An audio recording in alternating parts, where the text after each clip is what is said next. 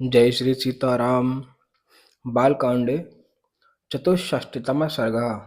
इस सर्ग में विश्वामित्र का रंभा को शाप देकर पुनः घोर तपस्या के लिए दीक्षा लेने का वर्णन है। अब कथा। इंद्र बोले, रंभे, देवताओं का एक बहुत बड़ा कार्य उपस्थित हुआ है। इसे तुम्हें ही पूरा करना है। तू महर्षि विश्वामित्र को इस प्रकार लुभा जिससे वे काम और मोह के वशीभूत हो जाएं। श्री राम। बुद्धिमान इंद्र के ऐसा कहने पर वह अप्सरा लज्जित होकर हाथ जोड़कर देवेश्वर इंद्र से बोली, सुरपते, ये महामुनि विश्वामित्र बड़े भयंकर हैं। देव, इसमें संदेह नहीं कि ये मुझ पर भयानक क्रोध का प्रयोग करेंगे। अतः देवेश्वर, मुझे उनसे बड़ा डर लगता है। आप मुझ पर कृपा करें। श्री राम। डरी हुई रंभा के इस प्रकार भयपूर्वक कहने पर सहस्त्र नेत्रधारी इंद्र हाथ जोड़कर खड़ी और थर थर कांपती हुई रंभा से इस प्रकार बोले, रंभे, तू भय न कर, तेरा भला हो, तू मेरी आज्ञा मान ले। वैशाख मास में जबकि प्रत्येक वृक्ष नव पल्लवों से परम सुंदर शोभा धारण कर लेता है, अपनी मधुर काकली से सबके हृदय को खींचने वाले कोकिल और कामदेव के साथ मैं भी तेरे साथ रहूंगा। भद्रे, तू अपने परम कांतिमान रूप को हाव भाव आदि विविध गुणों से संपन्न करके इसके द्वारा विश्वामित्र मुनि को तपस्या से विचलित कर दे।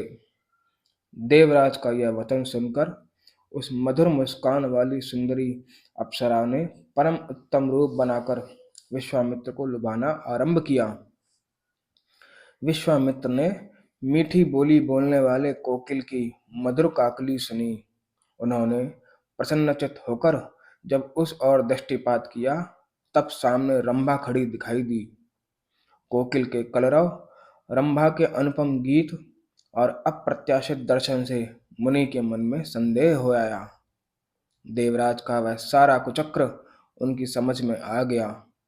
फिर तो मुनिवर विश्वामित्र ने क्रोध में भरकर रंभा को शाप देते हुए कहा, दुर्भगे रंभे, मैं काम और क्रोध पर विजय पाना चाहता हूँ और तू आकर मुझे लुभाती है।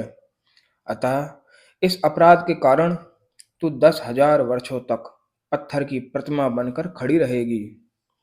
रंभे, शाप का समय पूरा हो जाने के बाद एक महान तेजस्वी और तपोबल संपन्न ब्राह्मण यानी ब्रह्मा जी के पुत्र वशिष्ठ मेरे क्रोध से कलुषित तेरा उद्धार करेंगे।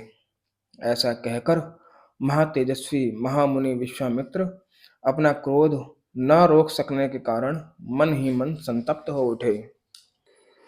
मुनि के उस महाशाप से रंभा तत्काल पत्थर की प्रतिमा बन गई। महर्षि का वह शाप युक्त वचन सुनकर कंदर्प और इंद्र वहां से खिसक गए। श्री राम। क्रोध से तपस्या का क्षय हो गया और इंद्रियां अभी तक काबू में न आ सकी, यह विचार कर उन महातेजस्वी मुनि के चित्त को शांति नहीं मिलती थी।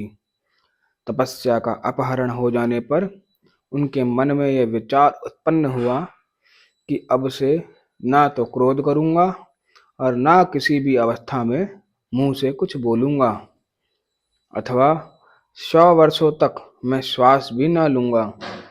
इंद्रियों को जीतकर और इस शरीर को सुखा डालूंगा। जब तक अपनी तपस्या से उपार्जित ब्राह्मणत्व मुझे प्राप्त ना होगा, तब तक चाहे अनंत वर्ष बीत जाएं, मैं बिना खाए पिए खड़ा रहूंगा और सांस तक ना लूंगा।